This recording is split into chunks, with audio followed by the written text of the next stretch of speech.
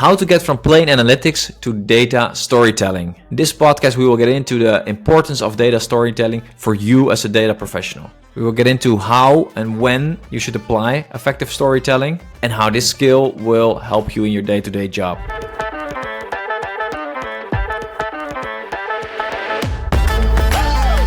Welcome to Data and AI Talks, where we talk about everything you need to know when you work in data and AI, or if you want to work in this field. My name is Vincent Spruit and I help data professionals develop their careers. Before we get into it, don't forget to subscribe to our podcast. This helps us a big deal. Thank you so much. So storytelling is as old as humans itself. From cave wall drawings to the Viking stories around the fires or the binge-watching Netflix series we all like right now.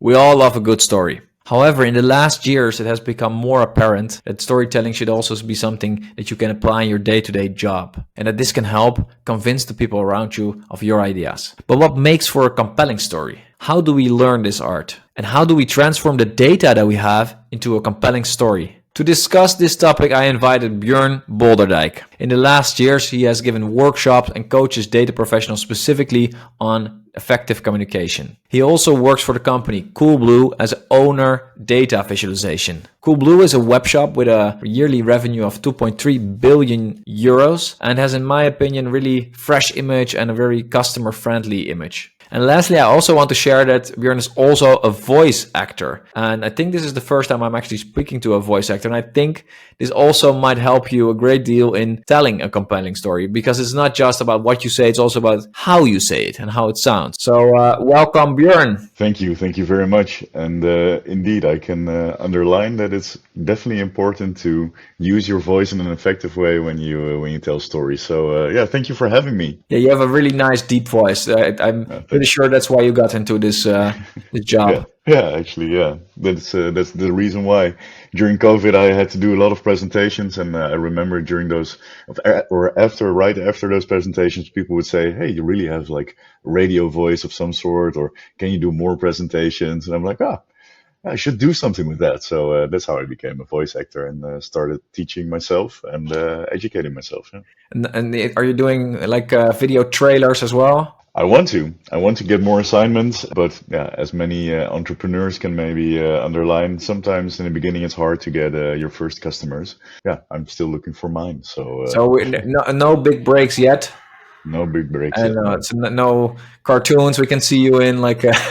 No. Is there anything that you do to help your voice, like drinking a whiskey or something? Well, I used to smoke, so maybe that helped develop my my voice. Okay, but that's not like a tip you want to give everybody. No, definitely not. Stop smoking. Don't smoke, kids.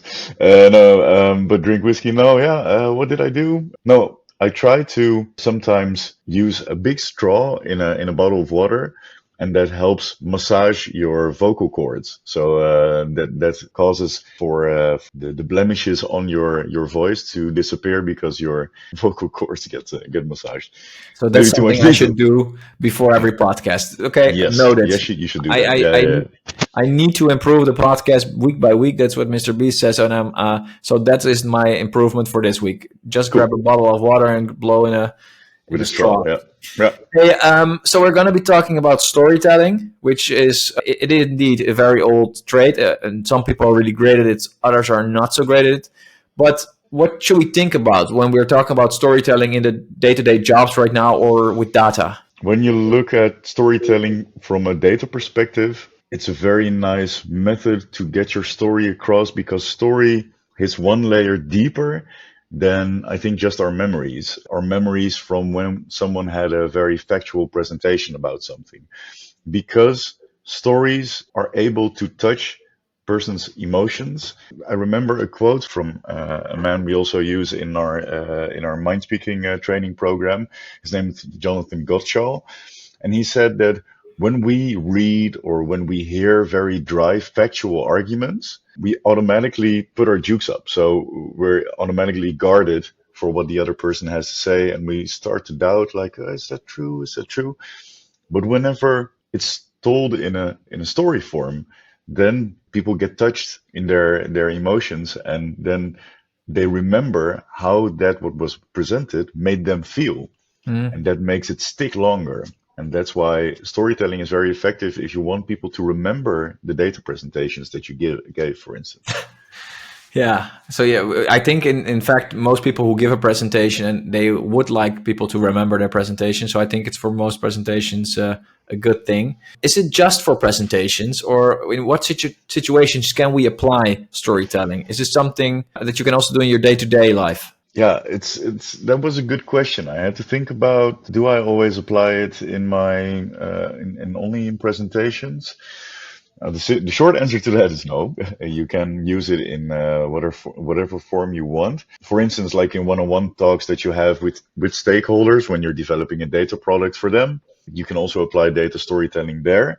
But it's oftentimes when you have to bring your message across. So that can be in a presentation, that can be in a message that you, for instance, send to your stakeholders. You can apply it in different ways. And for instance, in the training program we use the ABT framework. That stands for and, but, and therefore, where you as a storyteller apply the words and, but, and therefore somewhere in your story. And that structures your story in a way that it becomes compelling for people to listen to it. Because if you would just use the word and, your storyline is going to be very flat, right? It's going to be not so interesting for people to listen to. But just introducing the word but can cause something of a stir up in your story and maybe signal some kind of a form of tension or that something is going to happen in your story. So I always do this when I write messages to my stakeholders. I lay out the whole situation by using the word and. I say, okay, well, we help develop a script of some sort and that went well, but we ran into some problems along the way. The script was slower than we expected. Therefore, our next steps will be that we talk to the developer and say that we still need some performance increases for the script to run well. And that word "but" was really like a peak in your message, and then that word "therefore" kind of concluded it in a more relaxed way. Okay, the person telling me this has it under control. You know, we're good, and then we're going into the resolution phase, as it were, of what the message you want to convey to your stakeholder. That's interesting in comparison to a story that is just, hey, I did this and then we did that and then we did that and it's Exactly. super boring. Yeah. I guess storytelling is a skill that you can learn.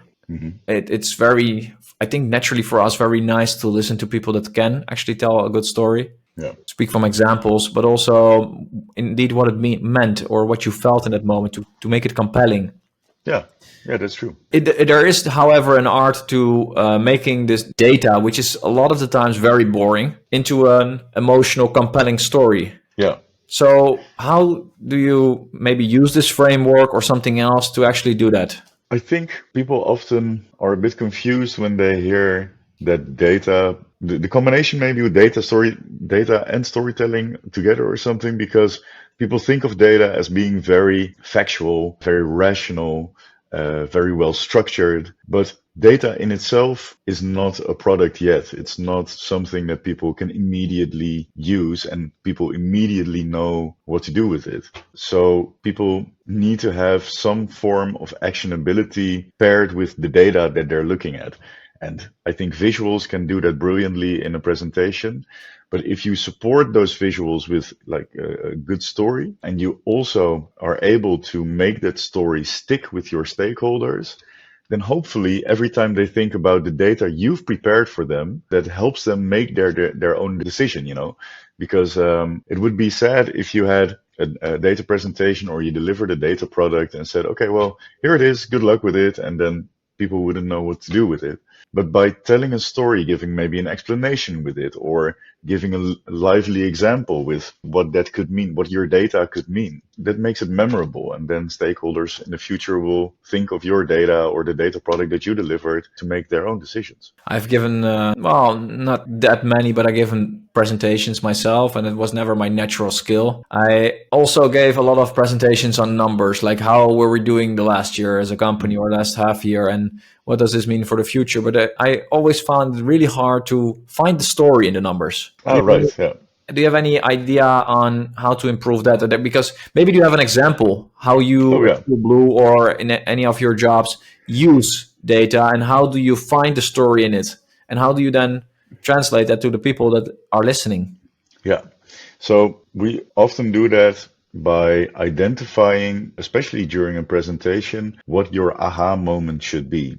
So there comes a point somewhere in your data story that you actually want people to remember that very well. So I'm going to think of a real life example from Coolblue maybe. We use Looker at Coolblue. It's something like Power BI or Tableau at other companies, like a data analysis tool. I want to convey the message to all the stakeholders, all the users within Coolblue, to know that if they create dashboards for just a one-off insight, that it's fine to do that right now, but the more people start sandboxing and creating all those insights and all those dashboards, it will decrease the performance of the whole Looker instance. So let's say I want to inform my stakeholders and tell them like, hey, if you have unused content, better to delete it right away after you've done your analysis and you've presented it to the people you needed to present it to. So that's the message I want to get across, right? So I want to tell them, delete your old content. That's the key message. Then when I start building my data story,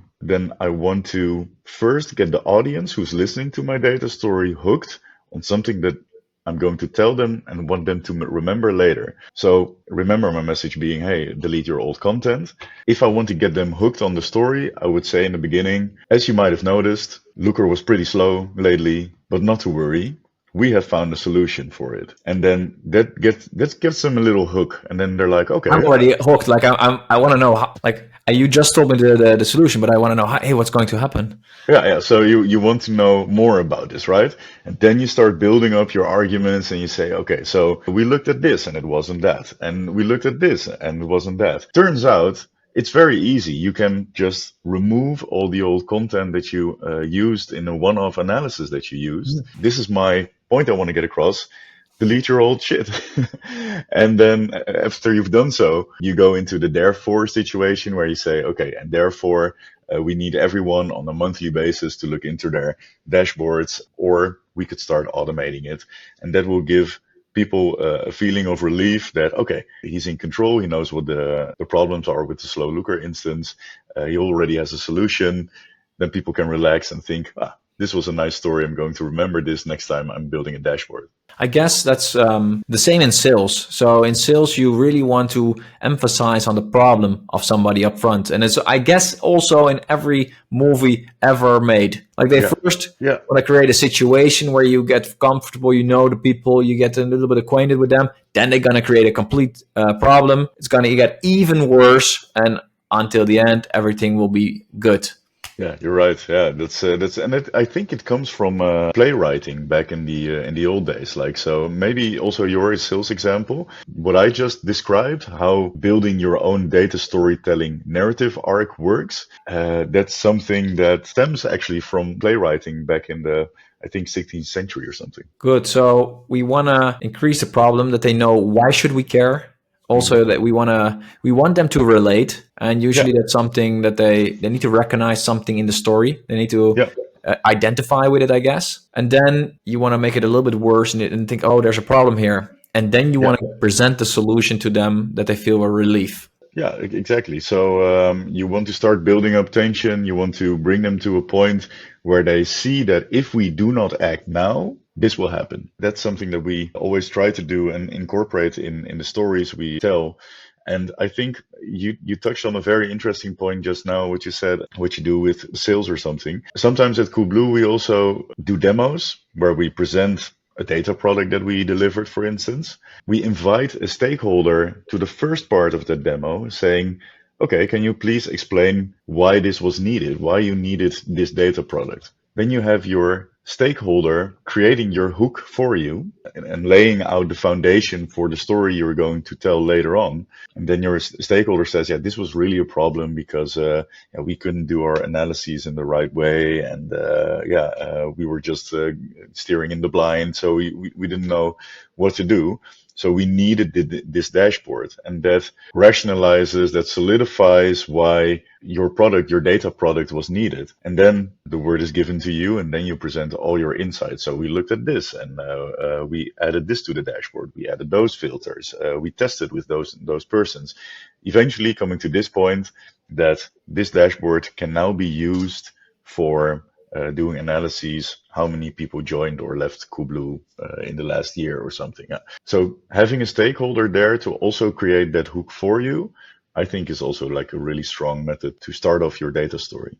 Yeah, I think this is also a trick in sales that you ask the person you're talking to, you want to sell them something, but you ask them, what reason could you have to work with us? So you completely turn them around, like I probably don't want to work with us, but what could be a reason? And then they're gonna be in a completely, they're not gonna be backwards, they're gonna be leaning towards you. And I guess that's the same with stakeholders as well. It gets them into the right mindset, as it were, like getting them to think about imagining maybe what it would be like to have you as a partner or teaming up with you. When you get into this storytelling and then get into a presentation, it's really important upfront to know what your goal is, right? To know what action do you want them to take? Do you need an approval of something, or do you need them to do something? Or to remember something, you really have to think about what your goal can be, has to be. And it can be multiple things. Do they need, like you said, do they need to be persuaded? Do they need to give an approval on something?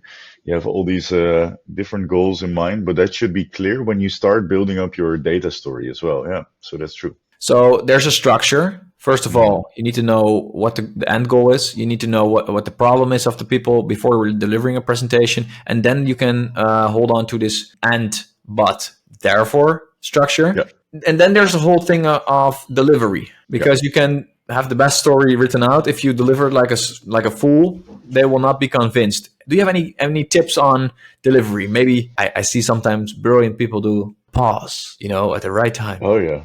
Okay.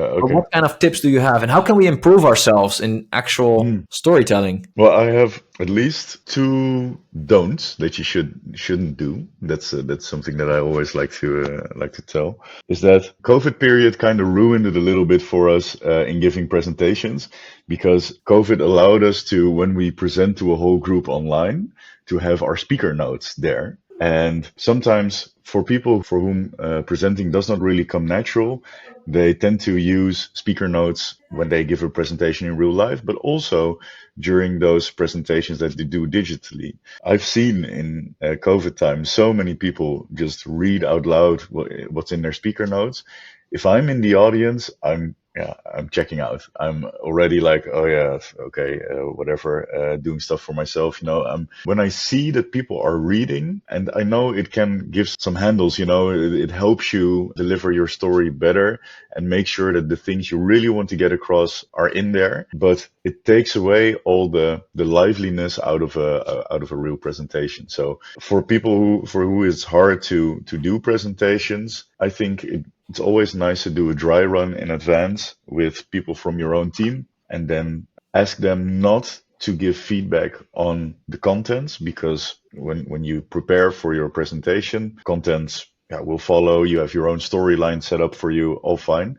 But just ask the people in the room to mind what you're doing, because that direct feedback, I think, is so valuable, and it's given to you in a very safe environment, right? So it's given by people who you know. So let them look for natural body language. If you use pauses, sometimes what I really like to do in a presentation is I also pose a question to the audience, and then I wait for an answer. And for a lot of people, that might feel uncomfortable at that time, but it has such a great effect if you just try it out sometimes and just wait for, if you really ask a question to the audience and then you wait for an answer and then you put the answer on the screen, that's gold. That's like great if you can do that. And a way to prepare for that, I think, is by already thinking in advance what questions the audience might have when they look at your presentation or when they listen to your story, what questions they already have. So you can anticipate on those questions. It's a very strong move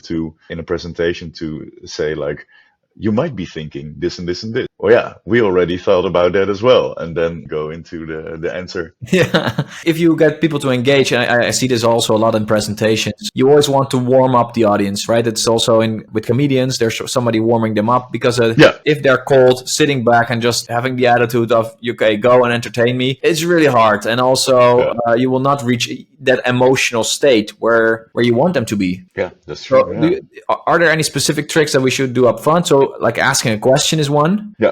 or That's a good just question. do something crazy? Not really. I also like to mix it up a little bit with slide decks. Usually a slide deck just goes from slide to slide, and then if you have someone who's a bit proficient with Google Slides or with PowerPoint, they're able to use an animation to let it come on the slide one by one. Sometimes when I start my story, I first have an introduction slide maybe there, and then when I ask a question to the audience, I make the screen black, for instance, and just don't show anything on the slide to fully get the audience's attention towards me at that moment. That's also very scary for a lot of people to do, but it really helps. And then, yeah, fully let them focus on you, and that they fully have to listen to what you have to tell them. And I think if you want to introduce drama in your story, let's say in a business setting, that someone has to deliver bad news with data storytelling, but also has to present the solutions. If you would tell the negative points without anything on the screen where people have to listen only to you, that can work very enticing, or that can make people feel that something is going on and that something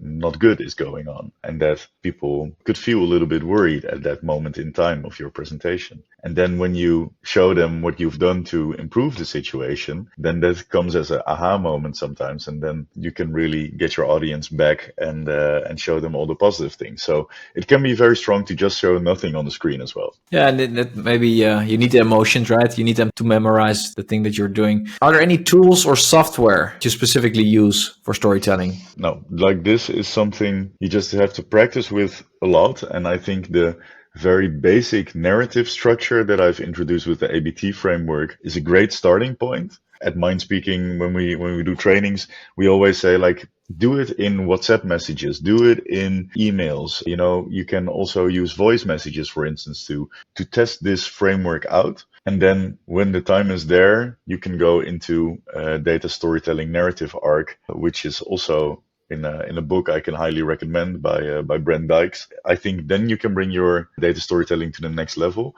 but it's not really a tool of some sort. You just have to write it out sometimes for yourself and practice with it a lot in all different kinds of Which settings. book was that? I have it here. It's Data Storytelling by Brent Dykes. Okay. And he shows some principles for good data visualization, but also, yeah, how to build up your data story. We also teach some stuff during mind speaking training sessions, but it's great for data storytelling, and the frameworks that he uses is like really good. Yeah. Cool. Okay. I'm a recruiter Mhm. as much as a company owner, and I like to work with data people, but I'm a recruiter first. Are there also ways that you can implement storytelling into job interviews? Like, that's a story about your life, about your work career. Can we also implement it there? I think so. It's kind of hard in a sense, because what storytelling does, if done right, and if you do it according to your structure that you've thought up in advance, because it requires some preparation. It's very hard to do on the spot, right? Do storytelling on the spot. It's really hard to do. You have to think of situations. And I notice, like from the past, I remember that recruiters really enjoy it where you describe a situation using the STAR method. So what was the situation? What were your tasks? And so on. And what was the result of your actions? If a recruiter pushes you in that framework, then it's kind of hard to give it a data storytelling twist to it, or a storytelling twist to it. But you can try, but then make sure that the emotions that you are trying to touch on with your interviewer, they're not too awkward or too inappropriate, or it's good to get some sort of emotion, but you don't want them to feel sad. You want them to feel happy, or think that you have a good sense of humor. I think emotions and data storytelling go hand in hand. And in a business setting, it always works, but maybe in an interview could be a bit hard, if I'm being honest. I've just been thinking about it as well. I have a very clear way of setup on how you should be introducing yourself. And it's, first of all, you say something personal about yourself, like I am living in The Hague, I have a wife, I have a dog, whatever. Second of all, you always state your big achievements as education, like I did a master in this, I did a bachelor in that, I did a 15 course on that. Then you jump in a high level part of your career. So I have 15 years of experience in recruitment. I worked for company A, B, C. I worked with software like A, B, C. I worked with this and that. And then You say you go into the most relevant work experience, very deep, and you always have first the problem, Yeah. then your solution and the result. Yeah. But I think that last part you can definitely tell in your method.